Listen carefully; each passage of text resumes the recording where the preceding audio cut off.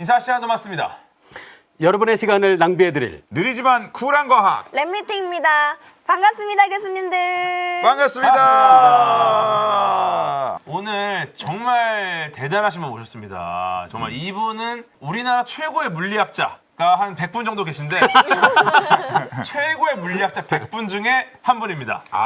귀하신 분을 모셨네요. 네. 귀한 분을 모셨네요. 김범준 영광이에요. 교수님인데 우리 김범준 교수님 간단히 소개드리면요. 서울대학교 물리학과를 졸업하셨습니다. 네. 스웨덴 우메오 대학 아주대학교 교수를 역임하시고 현재 성균관대학교 물리학과 교수로 계십니다. 2006년 한국물리학회 용봉상 수상, 제56회 한국출판문화상 저술교양부문 수상, 변화를 꿈꾸는 과학기술인 네트워크 대표, 한국물리학회 대중화위원회 및 통계물리 분과 위원장. 야, 오늘 근데 김범준 교수님이 나오신 이유가 있습니다. 네. 원래 아무 때나 안 나오신 분이거든요. 예. 내가 누구인지 뉴턴에게 물었다. 책이 나왔습니다. 오늘은 이 책에 있는 내용 중에 가장 지루하고 재미없는 부분만 골라서 이야기를 좀 해볼 거예요. 네. 그래요? 예, 그래서 만약에 오늘 봤는데 재밌더라. 그럼 남아있는 부분들은 기가 막히거든요. 사시면 돼요. 교수님께 이거 어떤 내용인지 좀 간단히 좀 여쭤도 될까요? 책 내용 간단하게. 재미없게 얘기해야 되는 건가요 지금 그러면? 네. 제가 물리학을 연구하고 학생들에게 물리학을 가르치다 보다 그런 그 활동을 계속 이어가다 보니까 물리학이라는 게 그 어떻게 보면 우리 세상에서 살아가고 있는 인간이라는 존재에 대해서도 어느 정도 답을 해줄 수 있는 부분이 있지 않을까 그런 생각을 하게 됐어요. 그래서 그런 이야기를 이제 많은 분들과 공유하고 싶어서 이 책을 쓰게 됐습니다. 야. 좋습니다. 오늘은 두 가지 이야기로 구성이 되어 있는데 첫 번째 이야기, 나는 누구인가? 이 질문이 왜 중요할까? 내가 누구인지 어떤 존재인지를 알기 위해선 제가 생각해 보니까 두 가지 방법이 있는 것 같더라고요. 하나는 깊게 자기 스스로의 내면을 성찰하는 방법이 있을 것 같아요. 그게 제 생각에는 어떤 인문학이 택하는 방법인 것 같고요. 그런데 내가 어떤 존재인지를 알아내는 또 다른 방법은 나의 바깥에 있는 것들을 우리가 이해하게 되면 그 외부의 시선으로 인간이 어떤 존재인지를 또 알아낼 수 있지 않을까 그런 생각을 하게 되는 거죠. 나의 바깥을 봄으로써 내가 어떤 존재인지를 알아내는 방법이 과학이 인간을 이해하는 방법이라고 생각해요. 근데 이제 나의 존재 이걸 생각해 보면 계속 이제 외부에서 보는 물리학적인 관점을 말씀해 주셨는데 이게 어떻게 보면 굉장히 우리가 작은 존재다라는 느낌을 좀 주거든요. 지금 보고 계시는 이 사진은 우리 지구에서 우리가 거의 맨눈으로 볼 수 있는 정도의 아주 크게 보이는 외계 은하예요. 그러니까 다들 잘 아시는 안드로메다 은하인데요. 개념이 가끔 가는 곳. 네. 네. 메테르도 가고. 맞아요, 네. 맞아요. 근데 안드로메다 은하가 얼마나 큰지 음. 그리고 우리로부터 얼마나 먼 거리인지 그런 걸 생각해 보면 우주가 정말 얼마나 큰지 그리고 그렇게 거대한 우주에서 살아가고 있는 인간이라는 존재가 얼마나 작은 존재인지 그런 생각을 물리학자들이 하게 되는 거죠. 지금 여러분이 보고 계시는 저 안드로메다 은하는 우리로부터 250만 광년 떨어져 있어요. 이게 어느 정도 거리냐면 빛의 속도로 가도 250만 년이 걸린다는 뜻이에요. 지금 여러분이 보고 계시는 그 안드로메다 은하에서 출발한 빛이 안드로메다 은하를 출발했을 때는 지금부터 250만 년 전이잖아요. 와. 그렇게 생각해 보면은 글쎄요. 그 아프리카에서 그 오스트랄로피테쿠스가 살아가던 그때 출발한 빛을 우리가 지금 보고 있는 거죠. 그렇게 생각하면 우주가 정말 얼마나 거대한지 그리고 그 안에서 존재하는 우리 인간이 차지하고 있는 이 지구라는 행성이 얼마나 작은지 그런 생각을 하게 되면서 정말 사람이란 인간이란 존재가 그 어떻게 보면 굉장히 사소한 존재, 어떻게 보면 티끌같이 작은 존재 그런 생각을 하게 되는 거죠. 저 안에 우리 태양 같은 게 굉장히 많죠. 그렇죠. 우리 은하 안에는 태양처럼 그렇게 스스로 빛을 내는 항성이 과거에는 1000억 개 정도로 이야기하다가 요새는 한 4000억 개까지도 이야기를 하는 것 같아요. 우리가 살아가고 있는 이 우주 전체에는 이렇게 엄청난 많은 별을 갖고 있는 은하가 또 한 2000억 개 정도 있어요. 그렇게 생각하면 얼마나 이 우주가 큰지, 우주 안에 별이 얼마나 많은지 그런 생각을 하게 되는 거죠. 근데 사실 여기서 궁금한 거는 또 얼마나 우주가 크길래 이 4천억 개 곱하기 2천억 개가 들어가냐 궁금하지 않습니까? 우주의 크기는 예. 사실 딱 어떤 숫자 하나로 이야기하기 조금 어려워요. 그런데 많은 사람들이 생각하는 많은 과학자들이 합의하는 우주의 크기는 대개는 우리에게 영향을 미칠 수 있는 가장 먼 천체까지가 얼마나 멀까 이걸 생각하는데요. 그게 지금 460억 광년 정도로 생각하죠. 460억 광년. 예, 근데 언뜻 생각하면 저도 이걸 처음에 얘기 들었을 때 좀 이상하다고 생각한 게 있는데 한번 여러분들 생각해 보세요. 우주의 나이는 138억 년이에요. 그렇죠. 네. 그런데 아무리 빨라도 전 우주에서 빛보다 빠를 수는 없거든요. 그렇죠. 그러면 우주의 나이가 138억 년이면 그러면 우주의 크기가 138억 광년보다 크다는 게 이상하잖아요. 그러니까요. 그렇죠? 랩전이 다른 생각하시는 것 같은데? 오늘 큰 수에 익숙해져야 돼요. 아니요, 지금 생각보다 랩전이 생각보다 수학이 지금 많이 나오고 있어요. 그러니까 아이디어가 뭐냐면 빛이 제일 빨라요. 그리고 그렇죠, 그렇죠. 우주의 나이는 138억 년밖에 안 돼요. 그런데 우주가 빛이 138억 년 가는 거리보다 더 커요. 우주의 크기가. 그거 이상하잖아요. 그죠? 이게 재밌는 게 우주가 팽창하는 과정에서 공간도 같이 늘어나거든요. 그래서 이게 모순이 아닌 거예요. 우주의 나이는 138억 년이지만 우주의 크기는 그것보다 더 클 수 있어요. 그 제 책에도 그 비유를 해봤는데요. 예를 들어 이런 거예요. 어떤 말이 하루에 100리를 가요. 말이 따그닥따그닥 100리를 달릴 수 있는 말이 있는데 땅이 하루에 9배로 늘어나요. 100리가 900리가 돼요. 그러면 그 말은 100리만 가도 1000리를 간게 되는 거죠. 그러니까 말은 100리를 갔지만 땅이 900리가 늘어났으니까 우리가 보기엔 말은 1000리를 간게 그렇죠. 되죠. 그래서 우주가 바로 지금 그렇게 돼 있어요. 맞아요. 그래서 138억 년이 지났지만 우주의 크기는 그것보다 훨씬 더 큰 거죠. 맞아, 제가 출근할 때 보면은 계단과 에스컬레이터가 있을 때 고민을 하지 않습니까? 근데 에스컬레이터 타고 가면은 내가 좀 더 천천히 걷는데도 계단 걷는 사람보다 훨씬 빨리 가요. 그렇죠, 그렇죠. 나는 똑같은 그쵸. 속도로 가는데 굉장히 빨리 가죠. 이게 바로 에스컬레이터 공간이 팽창하고 있으니까. 이거 좋은데요? 이거 천리마보다 이게 나은 것 같은데? 이건 현실 비유. 맞아요. 오늘 아침에 맞아요, 겪은 거야 맞아요. 우리가. 네, 맞아요. 근데 지금 이제 우리가 138억 년, 뭐 460억 광년, 뭐 이런 얘기 하지 않았습니까? 예. 근데 실제로 이게 광년이라고 하면 1년에 빛이 가는 거리잖아요. 빛의 속도를 알면 진짜 크기가 나와요. 우리가 알고 있는. 그죠? 그러면은 빛의 속도 재는 방법이 있는 걸로 알고 있는데 요게 또 책에 나와 있습니다. 예. 갈릴레오 갈릴레이. 빛의 예. 속도를 잰 실험이 여러 번 있었는데요. 그 중에 아마도 어느 정도 합리적인 방법으로 빛의 속도를 재려고 처음 시도한 사람이 갈릴레오 같아요. 갈릴레오가 한 실험 방법이 밤에 한 산 위에 올라가요. 그리고 등불을 들고 그리고 조수한테도 부탁을 해서 조수는 저 멀리 떨어져 있는 다른 산에 밤에 올라가는 거예요. 네. 이 조수가 일종의 당시로 치면 지금으로 치면 대학원생이군요. 대학원생이죠. 네. 좀 더 높은 산에 올랐겠군요. 그쵸. 조수가. 좀 더 가파른 데로. 가파른데. 왜냐면 넌 조수는 저기 좀 맞아요. 편한 데로 가고. 나는 동산. 조수는 집에서 너는- 가까운 산. 그쵸. 나는 동산, 넌 한라산. 올라가야 돼요, 대학원생은. 예. 갑자기 대학원생이 떠올라서 교수님 갑자기 현실 생각이 나셨나봐요. 갑자기. 그 친구한테 미안하지. 그러니까 눈시울이 약간. 눈시울이.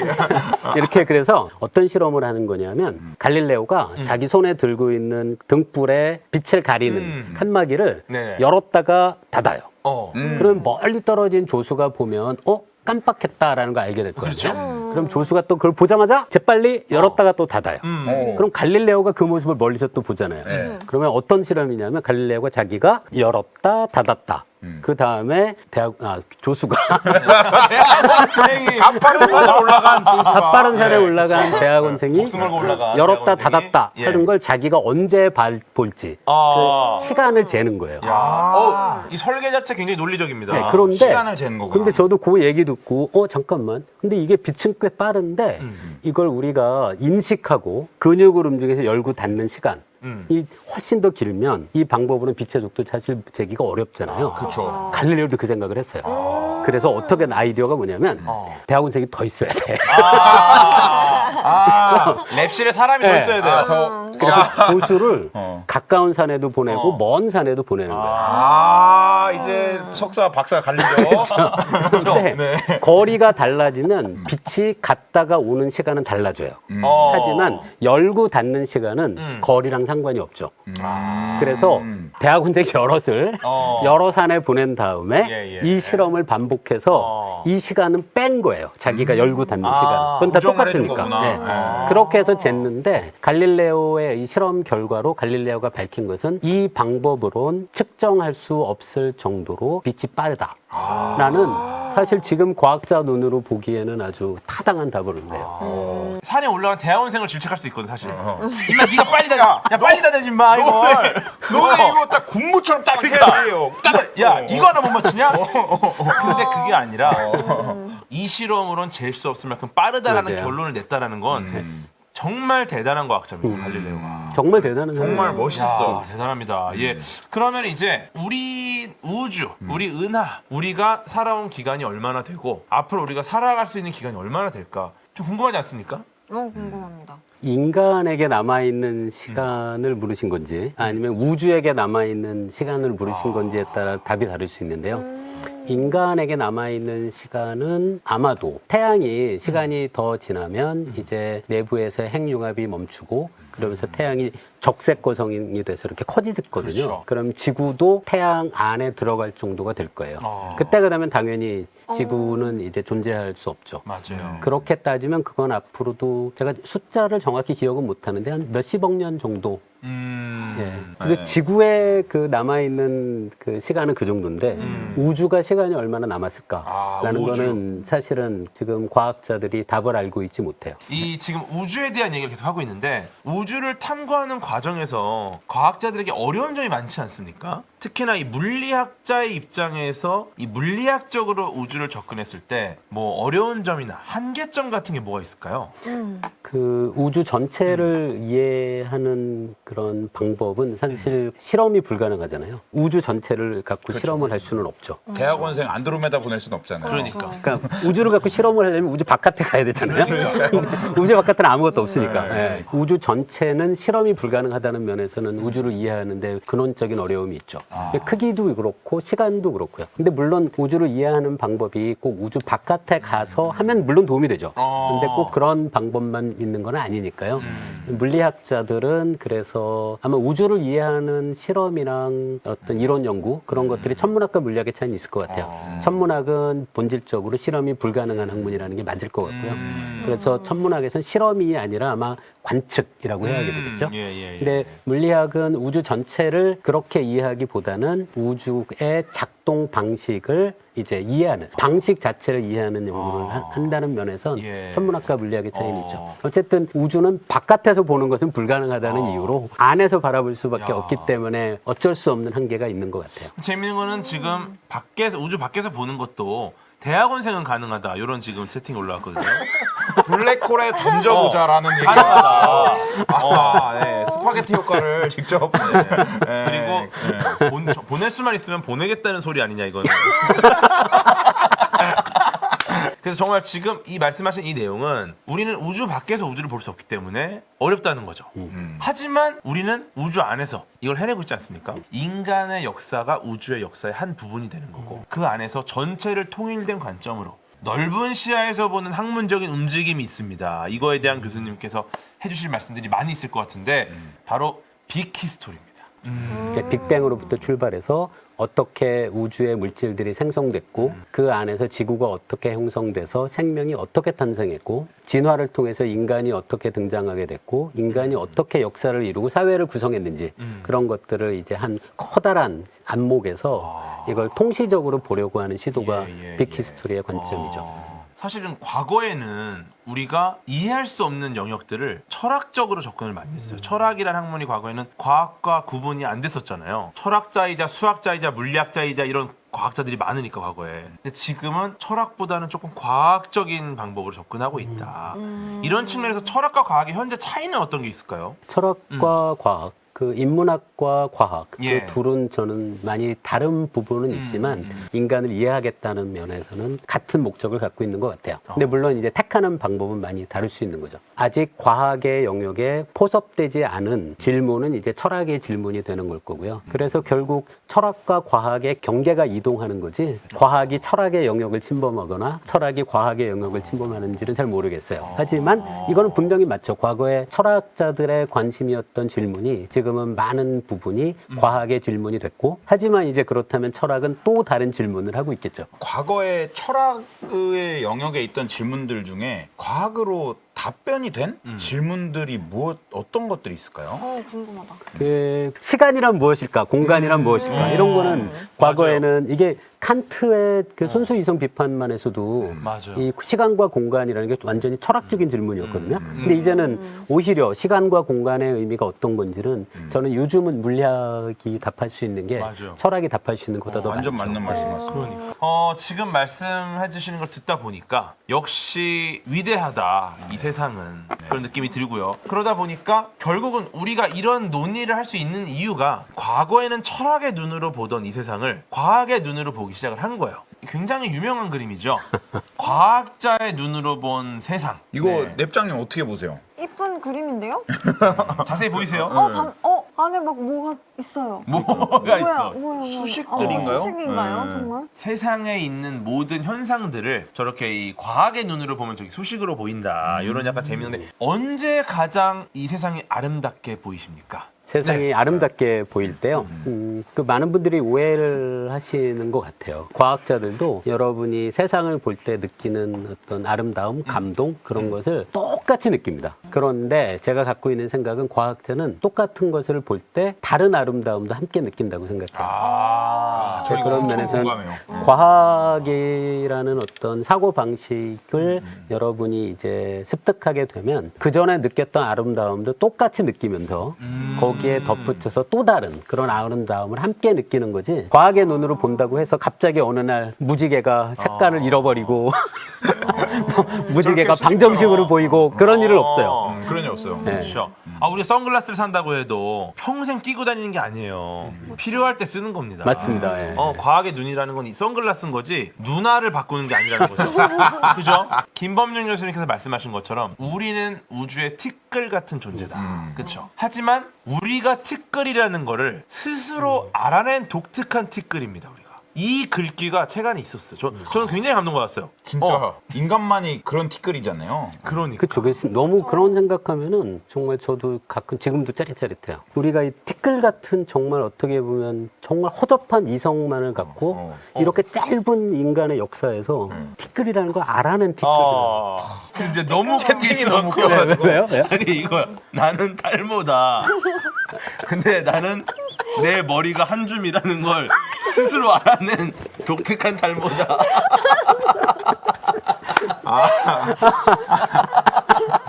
그래서 이거를 말씀하시고 김범준 교수님께서 그래서 과학이란 무엇인가를 정의하신 게 있어요. 김범준 교수님께 과학이란 인간 스스로 자신이 어떤 티끌인지 알아내고자 애쓰는 활동이 바로 과학입니다. 그 독특한 티끌이 되기 위해서 애쓰는 것이 바로 과학이다.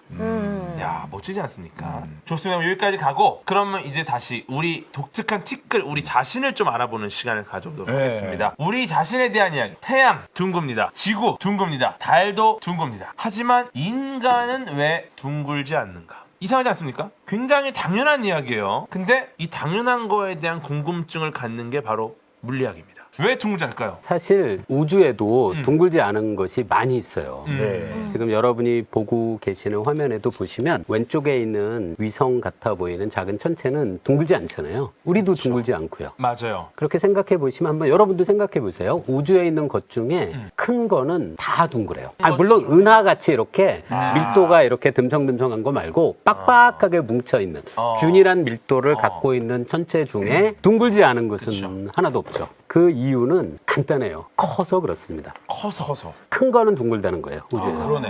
그럼 그 다음에 질문할 거는 당연히 왜 큰 거는 둥글까가 질문이 다시 돼야겠죠. 굉장히 많은 물질들이 우주에서 이렇게 뭉치기 시작했다고 생각해 보세요. 그러면 커다란 어떤 물질이 모여 있으면 이 전체 물질의 모양은 둥근 모습이 되는 것이 에너지가 더 낮아진다라고 물리학자들이 얘기하는데요. 예. 아주 간단한 아이디어예요. 여러분도 사실 금방 생각해 볼 수 있는데요. 이 커다란 물질에 있는 어떤 예를 들어 어떤 작은 바위가 있어요.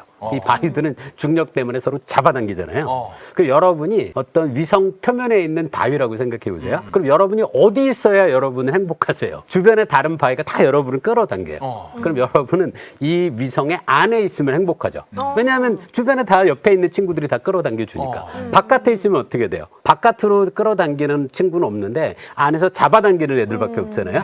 그럼 그걸 생각해 보시면은 결국 이 모든 물질들이 바깥에 있는 물질이 가장 적은 상태를 좋아하게 돼요. 왜냐하면 바깥에 있는 물질들은 행복하지 않아요.